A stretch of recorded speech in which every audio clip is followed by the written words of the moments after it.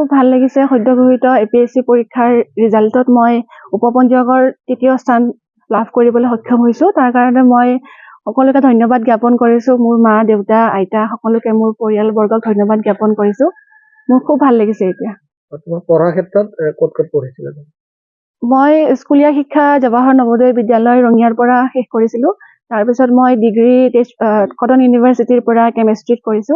Then মই masters Tezpur ইউনিভাৰ্চিটিৰ পৰা শেষ কৰিছিলো। কোচিং মই কৰিছিলো, অনলাইন কৰিছিলো। নমস্কাৰ, মোৰ নাম নিৰুপম শইকীয়া।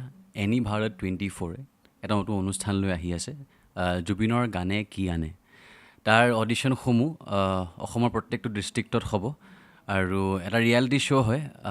আপোনালোকে দিয়া ফোন নম্বৰ যোগাযোগ কৰিব পাৰে আৰু আপোনালোকৰ ওচৰলৈ এনেও গৈ আছে তেওঁলোক, আৰু আশাবাদী যে আপোনালোকে এই অনুষ্ঠানটোত ভাগ ল'ব আৰু আশা থাকিল যে আমি খুব সুন্দৰ সুন্দৰ গায়ক দেখিবলৈ পাম। ধন্যবাদ।